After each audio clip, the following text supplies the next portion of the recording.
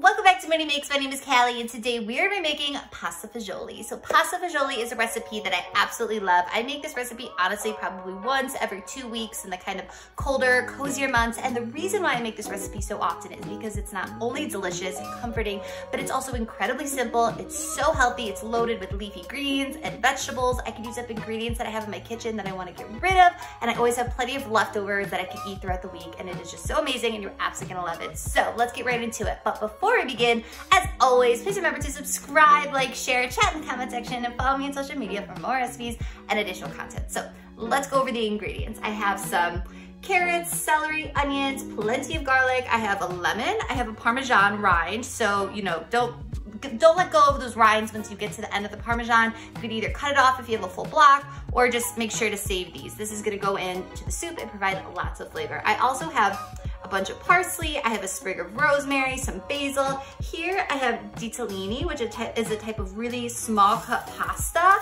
Any kind of small cut pasta will do, but I think ditalini works the best, so that's what I'm gonna be using. Of course, I have extra virgin olive oil, salt, pepper. I have some cannellini beans. Any white beans will do the trick.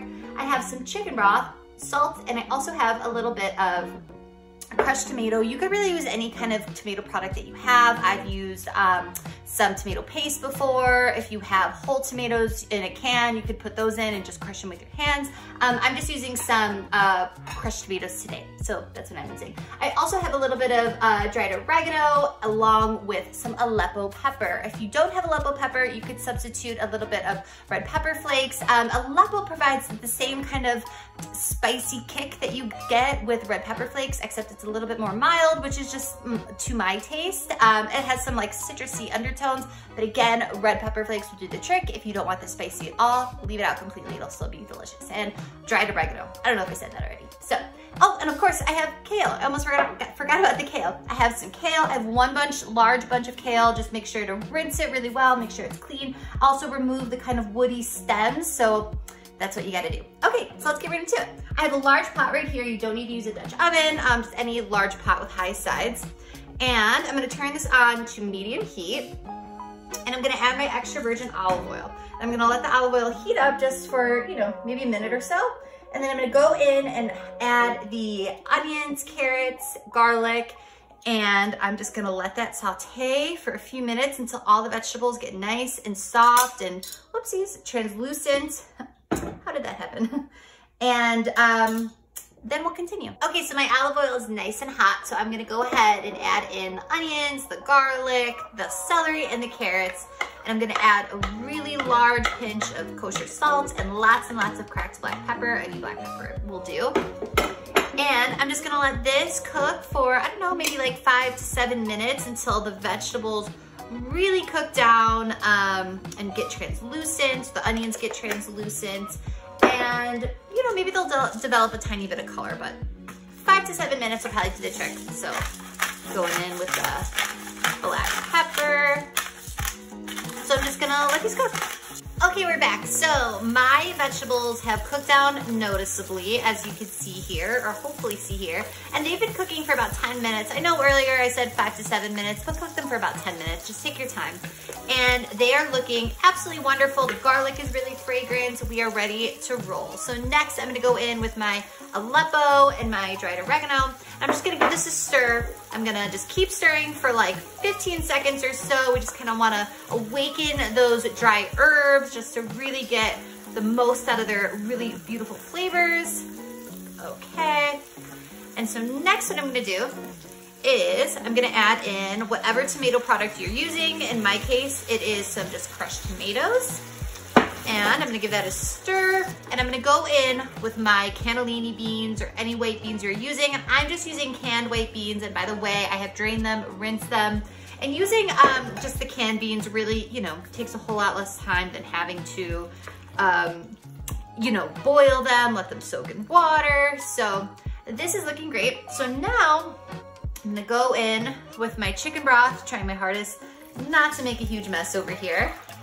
So my chicken broth along with a little more chicken broth.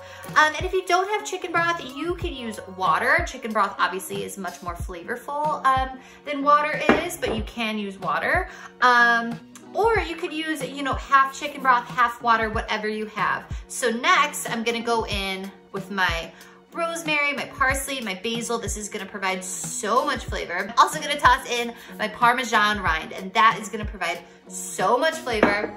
I'm gonna add in some more kosher salt, a large pinch. We might add more later. We probably will add more later, who am I kidding? And I'm gonna turn up the heat to high. I'm gonna let this come to a boil, okay? Once it comes to a boil, we're gonna add in the kale and we are going to do a couple more things.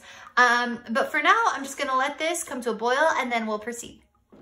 Okay, so the soup is at a boil, which is good. So next I'm gonna go in and I'm gonna add my kale, all of my kale. Remember, it's gonna look like a lot, but it's really gonna wilt down as it cooks. So I like adding quite a bit. So I'm just gonna kind of stir this, try to submerge as much of the kale as I can at this point. Okay, so next what I'm gonna do is I'm just gonna partially cover the soup. I turn the heat down to medium and I'm gonna let this simmer for about an hour. After an hour, what I'm gonna do is separately from this bowl that we're cooking the soup in, I'm gonna cook the pasta, in my case the ditalini, according to the package's instructions. You wanna cook it to al dente, do not overcook the pasta. And then we're just gonna kind of marry a few other ingredients and then the soup is done. So I'll see you after an hour. Okay, so you also might have noticed that the pasta fagioli has really thickened up quite considerably, and that is exactly how I like it. I think it's absolutely delicious this way. If you want yours a little bit more liquidy, add a little bit more liquid, add a little bit more water or chicken broth during the cooking process. By the way, you could also use vegetable broth, doesn't have to be chicken broth. And here I have some freshly grated Parmesan that of course I'm gonna add to the top along with a drizzle of really good extra virgin olive oil. And next, I'm gonna give you a close-up of just how delicious this pasta fagioli is, and I'm gonna show you how I like to serve it.